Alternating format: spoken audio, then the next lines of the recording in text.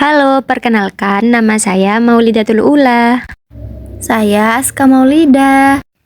Saya Hilda Nisa Putri. Dan saya Agustin Diana. Kami dari kelompok 5 akan menjelaskan tentang reaksi terang fotosintesis. Simak baik-baik ya teman-teman. Nah, sekarang kita akan membahas tentang proses fotosintesis.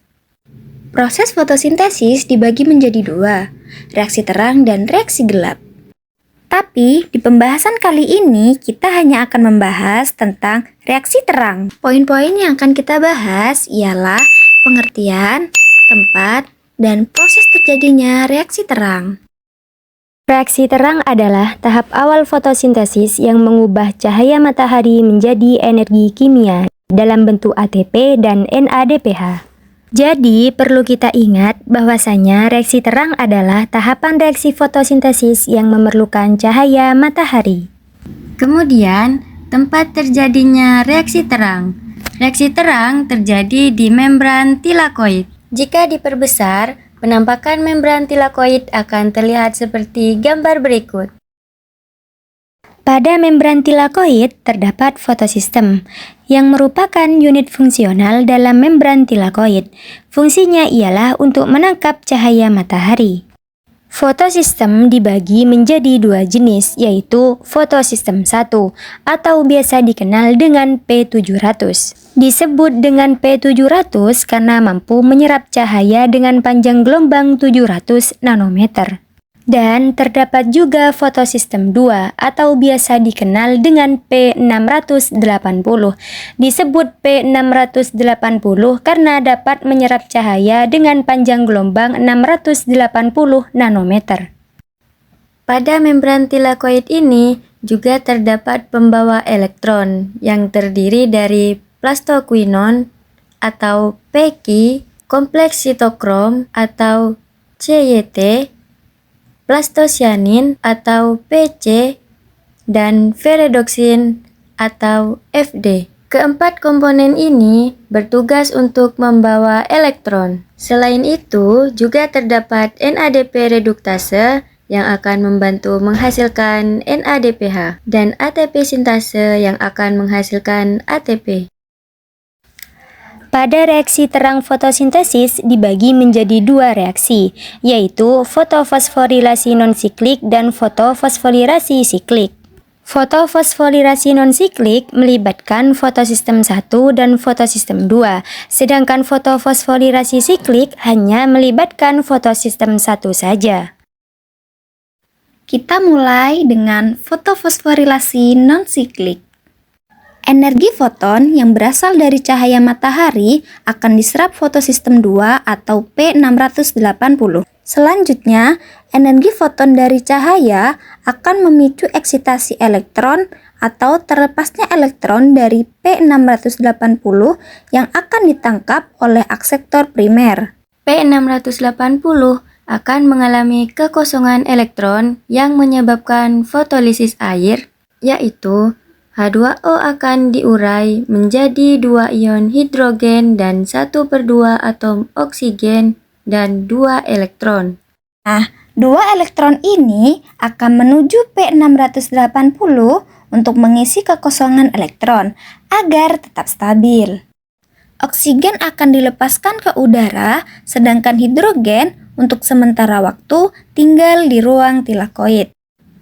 Selanjutnya, elektron akan meninggalkan P680. Elektron ini akan dibawa oleh plastoquinon, sitokrom, dan plastocyanin.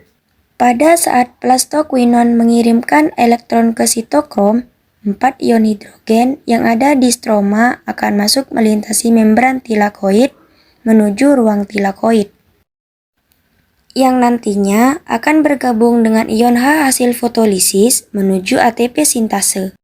Pada saat melewati ATP sintase, terjadi fotofosforilasi terhadap ADP dan P sehingga dihasilkan ATP.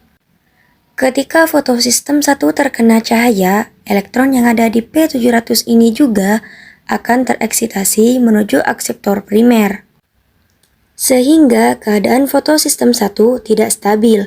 Untuk menstabilkannya, maka harus diisi kembali oleh elektron yang berasal dari P680. Maka elektron yang ada di plastosianin akan menuju P700. Selanjutnya, elektron dari P700 akan menuju ferredoksin untuk ditransfer ke NADP reduktase. Elektron ini bersama dengan NADP+ dan ion H+ akan menjalani suatu reaksi sehingga membentuk NADPH. Dengan demikian, jalur non-siklik ini menghasilkan ATP dan NADPH. Keduanya akan digunakan dalam tahapan reaksi gelap. Selanjutnya, fotofosforilasi siklik. Fotosistem yang berperan pada jalur siklik ini hanya fotosistem 1 atau P700.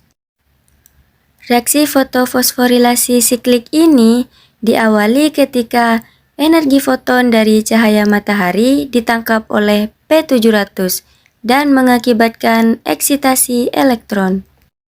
Elektron yang tereksitasi akan ditangkap oleh akseptor primer, yang nantinya akan dikembalikan lagi ke P700 melalui transfer elektron ferredoksin, sitokrom, dan plastosianin. Pada saat transfer elektron, terbentuk ATP yang berasal dari ADP dan P. Karena elektron kembali pada P700, maka tidak terjadi fotolisis air. Sehingga pada fotofosforilasi siklik ini tidak dihasilkan oksigen dan NADPH seperti pada fotofosforilasi non-siklik.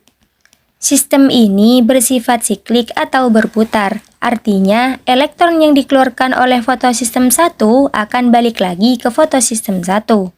Hasil dari fotofosforilasi siklik adalah energi yang berupa ATP. Demikian penjelasan tentang reaksi terang pada fotosintesis. Dari proses ini, kita bisa memahami bahwa tumbuhan tidak hanya membutuhkan cahaya, tetapi juga mengubahnya menjadi energi yang sangat penting bagi kehidupan. Semoga penjelasan ini dapat menambah wawasan dan membuat kita semakin menghargai peran tumbuhan di sekitar. Terima kasih sudah menonton, sampai jumpa di penjelasan berikutnya. Bye-bye!